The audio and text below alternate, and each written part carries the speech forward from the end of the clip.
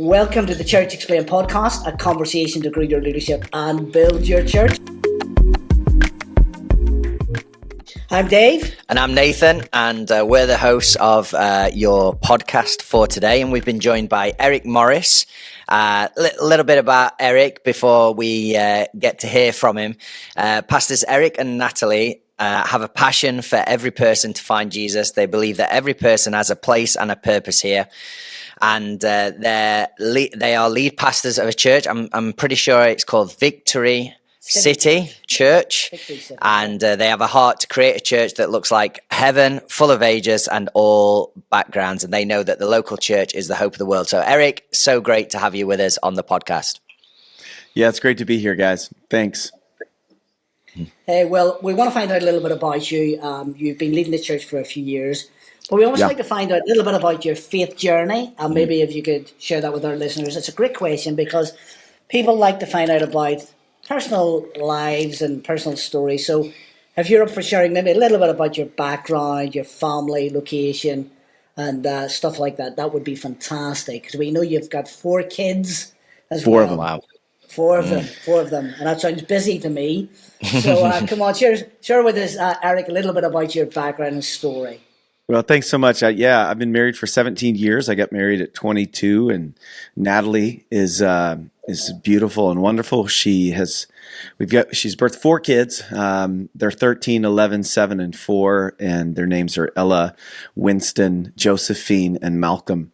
I'm originally from the great nation of Texas, and I love it. It's awesome. I tell people Texas is the greatest country in America. But you know how I'm 3rd generation minister. So my grandfather was a pastor, my father was a pastor, and kind of how I came to faith really was in my senior year of high school. My parents.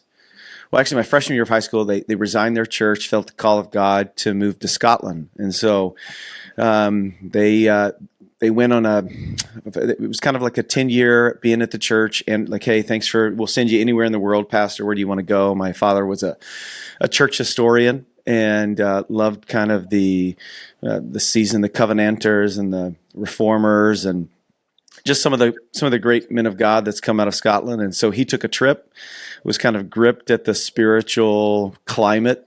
So he resigned his church and said, hey, we're moving to Scotland. So I moved to Scotland after we raised the money, did all the things, moved to Scotland, and a little town outside of Glasgow called Hamilton. Mm-hmm. And so we started to plant a church there. I went to the local grammar school, and it was kind of one of those moments where I'd grown up around church and grown up in Texas. You know, you're kind of insulated in kind of Christian communities, or at least I was.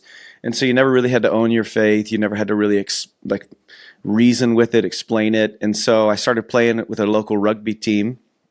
And, guys are like, well, why are you in Scotland? Like, why would you come here? And I was like, well, my parents are missionaries. And really that began conversations around faith that I was, unequipped to have. It was I was a cultural Christian, not somebody who actually owned their faith. And I remember talking to my parents. I was like, I feel like I can't explain the Bible to them. And one day, one of my parents was like, that's just because you don't know it. And I was like, okay. And they're like, how can you explain something you don't know? So I don't have a massive conversion story, except for somebody who just began to just go okay, if I'm going to be a follower of Jesus, I need to understand his word. Just got in his word as my heart was warmed and transformed. And I began to share my faith with my friends. And I would say that was the time where I was like, okay, this is me. This is me. I'm a believer. I'm leaned in, and I was playing rugby at the time, and had maybe some opportunities to continue playing, but God had different plans. And I went to Bible school, and not really sure whether I wanted to be a pastor, but missionary kids got 50% off tuition. So I was like, well, okay, I'll start there. I'll start there, and we'll go. And when I was there, I started serving in a local church. I was the team leader for the youth usher team. So it was lots of glamour in that. Basically, we set up and tore down chairs. But it was in that process of just serving the local church. I was just in it. I was serving the local church, and God just began to speak to me. And it was one of those things of I kept feeling a call, and I remember going home to Scotland where my parents were still there, and I was explaining to my parents. I was like, "Hey, I feel like I'm called to ministry," and my dad was like, "No, you're not. You're not called to ministry." And I was like, "No, I am." And it was about a 6-month process of me going, "No, I like." And I remember the kind of that last conversation I had was like I became a little angry and frustrated. I was like, "No, I'm telling you, like I feel like God's calling me into ministry." And he said to me, he flipped it, and he basically said, "You got to know you're called, because a lot of things will try to convince you that you're not. And if I could have convinced you that you're not, it wasn't a call." And I don't know that that's the greatest parenting, but it definitely stuck with me. Yeah. So off and running, man, and I've been doing it for 21 years now. Wow. Mm-hmm. And great to hear that story, and the connection with Scotland as well there. Well done. I guess that's where the football comes. So we just been talking before. Yeah. We went under the podcast. Some of your love for football. For those in America, of course, soccer. Yeah. But Football. for the real people, Football. Or football, would you say? Football. Football. Okay. So great to have that connection there. But tell us a little bit about your family then, because you've mentioned you're married. You got 4 kids. Yep. What else you want to tell us about your amazing wife? My wife works with me at the church, which is an awesome opportunity, and we love that. She kind of oversees kind of our care department as well as our creative department. So she has oversight on that, and then helps us with our generosity track. So kind of our large capacity donors, she helps and develops a relationship with them and cares for them. And so it's been awesome to do that. Marriage is amazing. It's the hardest thing I've ever done in my life. Harder than building a church, harder than writing a message, having a really strong, healthy marriage while in ministry together. I feel like if that's all I do is have a good, healthy marriage and raise great kids, man, then all right. I've at least won the cup, the League Cup. Yeah. Maybe not the Champions League, but I've got a trophy on the wall. So no, it's been great. It's been a really good time. Awesome. Well, Eric, we love to know what you do for fun. So is there anything that you love to do for fun? Yeah, I recently picked up golf. My wife, when I took the church, I was working 7 days a week. I was just grinding, and I wasn't a very happy person. And so she was like, "You need a hobby." And I was like, "Okay, well, yeah. What do you suggest?" And she goes, "There's a golf course literally across the street from our house." She was like, "What if you played golf?" And I was like, "You realize golf is like a 4-hour, 5-hour endeavor?" And she was like, yeah, it's fine. Go. And at that moment, I was like, I don't know whether to be worried. Like, exactly. Like, what? Is there a mailman here? What's going on? Like, you want me? And she was like, no, it's fine. Like, just go play. You need the time away. Now, as golf, it's extremely frustrating, and I'm highly competitive, and I'll play with guys, and I do not care what they play. I don't care what they shoot. I'm not trying to beat them.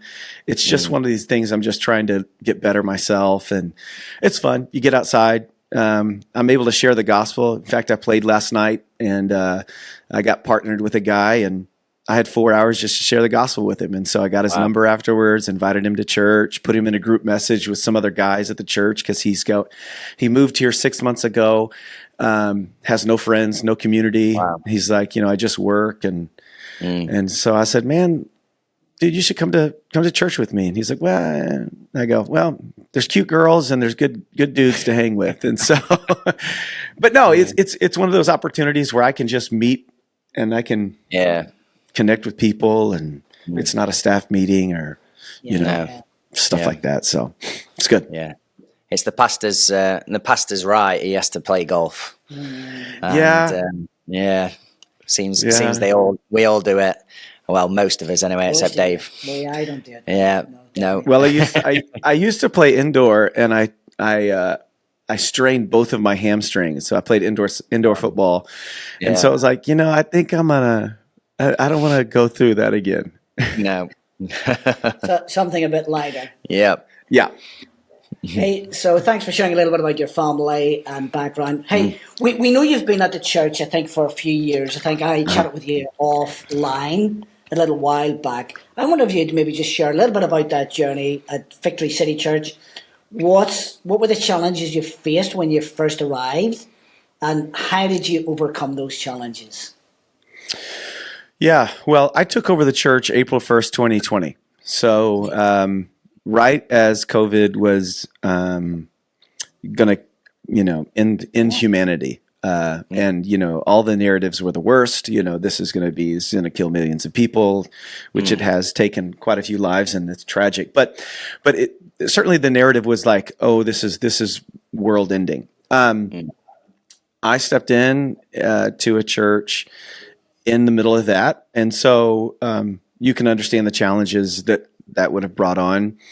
But as somebody who's just kind of, I wouldn't say I'm a church historian, but I've definitely studied the church at least. And, in every season of crisis, whether it's war, whether it's plague, whether it's a depression, the church has always been constant. And, we just took the opinion of we are going to be there for people, and we're going to minister to people. We're going to reach people in this really dark time where everybody's stressed out, where everybody's just angry, and all the political tension in America was something that was just wild. And so whether out of ignorance or a Holy Spirit boldness, we just got after it. We kind of had a mindset of going, COVID's not an excuse to not reach people. And we began having, services pretty quickly. And we did online, and we made all those things available for people. It wasn't, if you stayed at home, we didn't shame you. If you came to church, we weren't, we didn't honor you more. It wasn't like, you're the superhero. It was going, hey, we have these things available.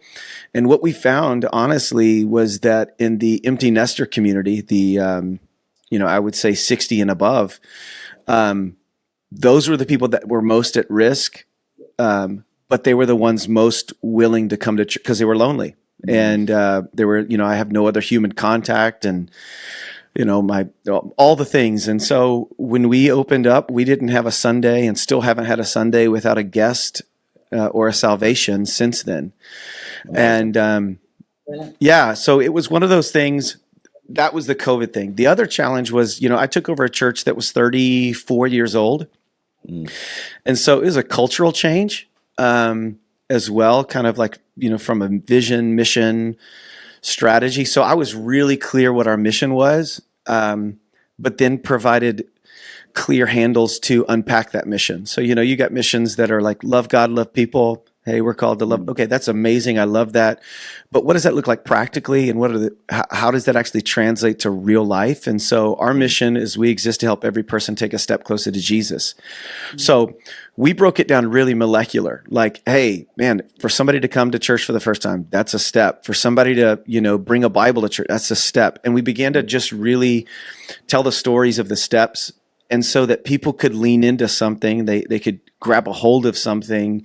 And then we began to hear narratives of like, people would come to me, Pastor Eric, I took a step for the first time. And I'm like, whoa, what was it? I shared my faith this week. I've never done it before, And when it felt like, especially in a church that had been, 34 years old, you can kind of get complacent. You can get comfortable. It's kind of like, okay, here's where, this is the way we've always done it. And so for us, it was going, no, we're not done. Hey, there's still mission. Yeah. There's still people to reach. And here's some practical things, right? Like, it's not just pie in the sky. And that really helped us get through. I mean, like I can go down the list of like all the other kind of little things we did. Like we had a really strong culture of tardiness at our church. And so like one of the little smaller practical things was, and we've got a room that seats about 400, and you would have people that would just show up. They would show up 45 minutes into the message. They show up 35 minutes, and so it just led to this culture of just kind of laissez-faire, kind of I'll show up when I want to. And so we started shutting the doors when I started preaching. And like we wouldn't let you in, which, I remember being in London and showing up late for a play on the West End, and they said, no, we can't let you in until intermission. Yeah. And I thought to myself, listen, if a West End play, it's the West End, right? I'm trying to get that right. Yeah. Yeah, you're right. Yeah, the West End play. If they're not going to let me in, because of the sake of those listening and his respect for what's going on the stage, and not that the stage is the priority, but it was an honoring of what was going on. And and I remember we shut the doors, and there was a few people that got upset, but again, linking it back to vision of going, we don't want it to be a distraction when the gospel is being shared for people. And it was like, suddenly we didn't have a tardy problem anymore. Because you just have a few stories, you have a few moments where you go, hey, we're going to value this. This is what we're going to do. And, I had a few people, no one's going to come to our church. This is going to be terrible. And then in 6 months, we had grown by 200 people. And I was like, hey, just trust me. Like when you value the proper things and then you actually stand by it, it gives people clarity, and then they can understand, okay, this is who we are, And what I find is guests are never late. Guests are usually early. So typically I'm offending the people that's been there for 20 years and, they're kind of coasting. So I don't know if that's too frank, but those are some of the challenges. Yeah. We like the details. Yeah, we like do. The challenge because it helps leaders think differently, doesn't it? Really? Yeah, it does. It does. You mentioned some of like the strategies, maybe even the practical things about bringing those changes. What were the big focuses for you, and what were even some of the things that you had to ignore around those things? Yeah, big focus was I had to get Sunday right. So if Sunday doesn't work, nothing works. Sunday is the feeder. It is the thing that makes groups work. It's the things that make teams work, outreach work, all the other offshoots. And so what we really focused on was we've got to create a compelling but friendly culture on a Sunday morning. So we really leaned into our service planning. So if our service is 70 minutes, we're cutting any waste. We're thinking in detail through every moment. And then on our lobby and our guest experience, our children's check-in, honestly, for about a year, it was Sunday has to work. This is a silly saying, but we used to say Sunday's got to slap. Like it's got to got to hit, and from the worship to the message to those host moments to all those little details, to create something where it's like, oh, I want to be here. There's a presence in the room. They've thought through these things. They're friendly, and for us, people would come. Do you have X, Y, and do you have this ministry? Do you have this? No, we don't have that. And probably for the first 18 months, I would say all we did was Sunday. Do you do community events? No, we don't do community events right now. And we had people leave our church because they were looking for that. And, do you have a youth ministry? No, we don't have a youth ministry right now. Do you have men's? No, we don't have men's ministry. We have Sunday, and that's where your youth will be ministered to. And that's where you as a man will be ministered to. And that was really, really difficult for me, because it's never fun to see people that you're like, man, I really like them. And they're like, nah, we're going to go somewhere else. But what that allowed us to do is, sometimes you see the 5 leave, but you miss the 50 that came. Yeah. And so for us, it was like one of those things of going, what's the first priority? And if we get this right, then we can layer in the next step. So I've been the pastor since April 1st, 2020, and my youth pastor starts July 1st. So I've waited 3 years to basically launch that, and that's taking us from 80 people to 950 people. So that's kind of the arc, is like that delay. Typically guys are like, oh, we got to get this, and it's like, no. If you have something that works, it will, like if your Sunday works or whatever the priority is for you, if that works, you'll win. You don't have to add the buffet. Yeah. I wonder if you'd just maybe share a little bit around, like your thinking of why that was your focus. Because I guess, seeing the 5 go, whilst difficult in the moment, why you're doing this. So one thing I say to my team, and I try to think through, is I only have the capacity to solve a finite amount of problems. And there are certain problems that will, if you solve them, they'll actually solve other problems, rather than trying to go through and put all the little fires out. So one of the things was, man, we don't have enough volunteers. Okay. If I can solve a compelling weekend service, what that actually does is it creates something that people are attracted to, they like to be a part of, and they see the value in it, and then they're going to want to get involved in something that has value. So by solving the Sunday problem, we actually were able to solve the volunteer problem. We were able to solve the invitation problem. We were able to solve kind of that youth problem, because teenagers started. So it was one of those things of going, if I can only solve one, right? If I can only solve one thing, what's the one thing that will actually solve the other kind of smaller problems in that? I don't know if that's too theoretic, too much theory. Another example that of that idea of solving problems that actually solves other problems is with our worship team right now. I challenged our worship team to go, okay, how do we level up from production, broadcast, and worship? And I went through the whole deal. I said, okay, if you can only solve one problem that solves other problems, what is that? And they went away, they came back, and they said, okay, here's what we want to do. We in no way do we want to write an album or be this worship force. That's not my heart. It's good.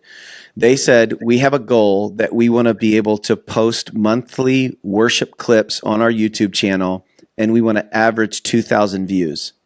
And I go, okay, what problems does that solve? And they said this: if we're going to post it on YouTube, it challenges our band to come prepared. Okay, so we solved the problem of having the band and vocals be fully ready. Like, you're not showing up Sunday going, okay, now what song are we doing?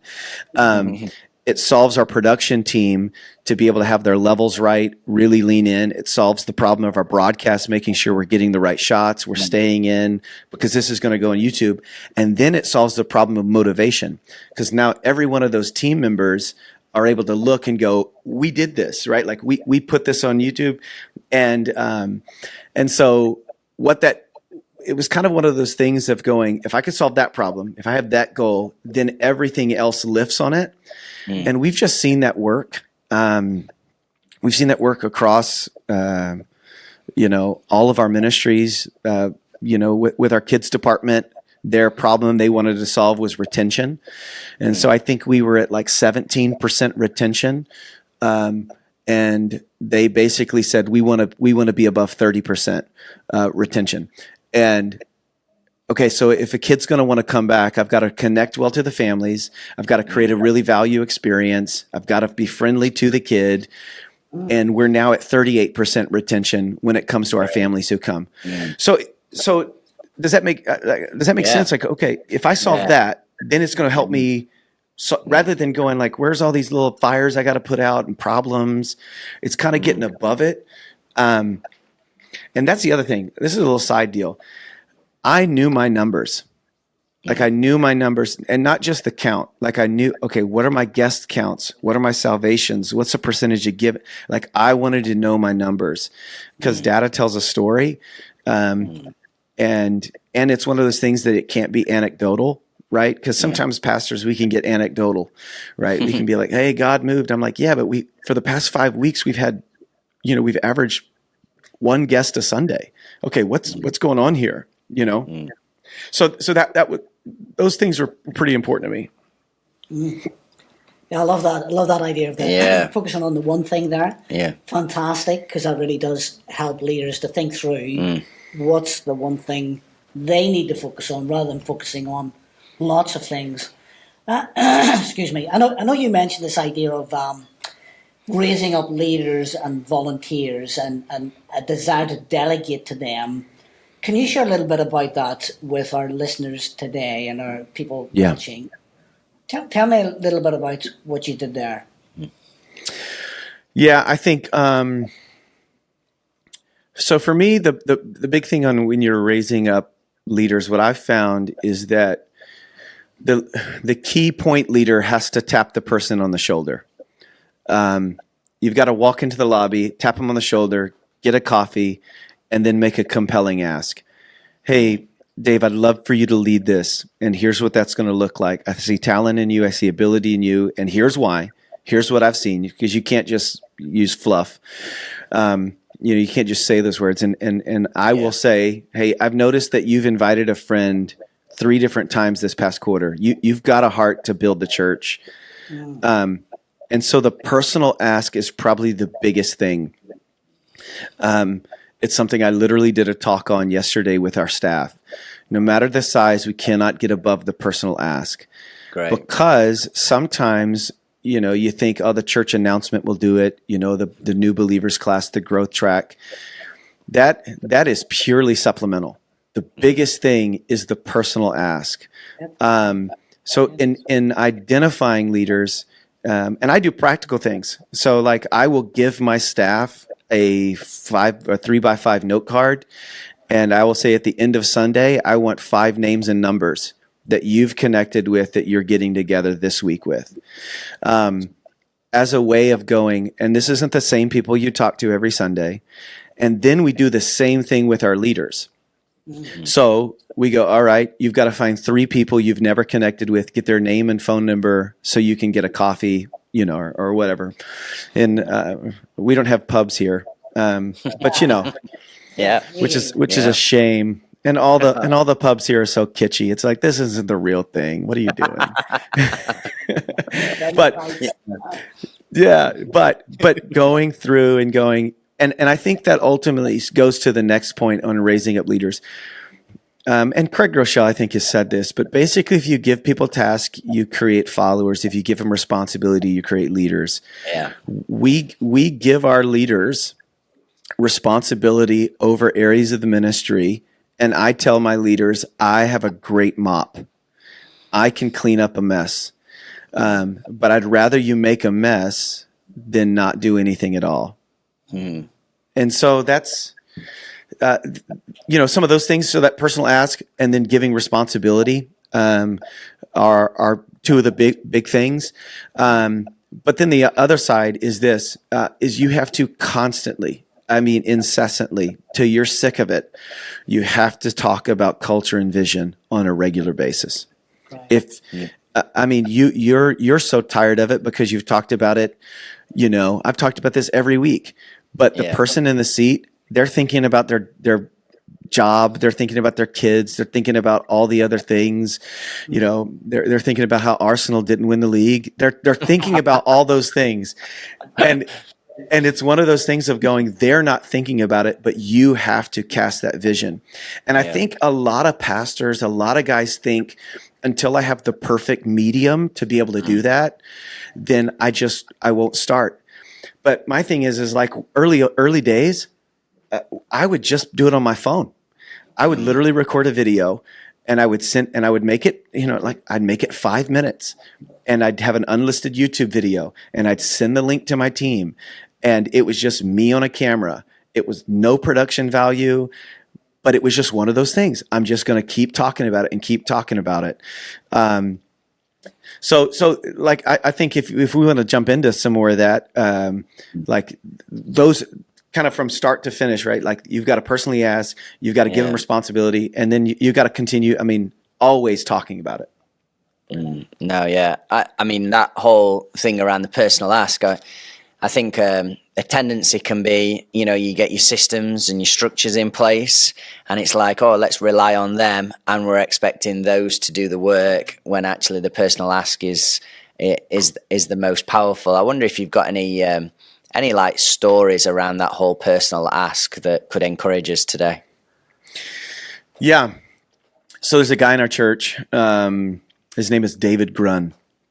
David is a successful business guy. He's young 30s, low 30s, and he'd been coming to our church. And I think it's one of those things of like, as a leader, you want to always you don't want to be with people anyways. So the kind of the blinders, and you're so focused. And so I've got a guy on my team, and his name is G. I'm going to link the two in just a second. And I said, G, I want you with me every Sunday. And I said, there's going to be people that are coming up to me just because of the nature of what I do. They're going to want to talk to me. I said, your job is to look for people I'm not usually connected to and make sure that I get to them. So that you're not going to go and bring them to me. You're going to take me and bring them to them. And so by giving G that responsibility, all G did every Sunday was look for people that I wasn't connected with. He saw David. I went over to David. He said, hey, you got to meet this guy. So I went over to David, began to talk with David. David, how's it going? Nice to meet you. How long you been coming to the church? He goes, yeah, we've been coming here for a year. And I was like, a year? Like what? And so I said, okay, cool. Well, tell me about yourself. And he kind of began to tell me, all the things. And we ended up getting together. We had a meal together. And it was at the meal, and there's got to be some EQ. There's got to be some awareness. And so I'm listening. I'm trying to listen to his passions. Okay, where does he really lean in on? And as I was listening to those things, just at the dinner table, I make the ask. I said, David, have you considered joining our team, like joining the volunteer team? And he was like, well, I don't. And I go, can I ask you why you haven't? You've heard the announcements. Hey, if you want to get involved. And and this is what he said. He goes, well, I just assumed that, I just see so many people on Sunday already serving. I assume y'all guys are good. And I go, David, bro, we are not, man. We're not terrible, right? We're not falling apart. I said, but there's a specific spot for you. And I began to detail it. I said, and that's the other thing. I didn't make it general. I didn't say, yeah, just join the team. I said, hey, I think this is where a spot for you. Here's what it would require. Here's some of the personality types and I think you fit that. And here's this dude, David, that probably sells $15 million of product every year. And he still likes the idea of that somebody saw something in him and makes the ask. So I think when you hear those things and you're leaning into that, you're kind of aware of that, there's something that can really happen. And you pull people in. Great. No, it's so good. And it's been great to chat with you, Eric, even though you're a Man United fan. I think this podcast has been amazing. And that's a wrap for the Church Explained podcast this time. It's been great to be together. And if you could rate, review, subscribe, wherever you're consuming this content, and also share it with anyone you know that it will bless and help in their world. But that's been it for the Church Explained podcast. And we look forward to seeing you next time.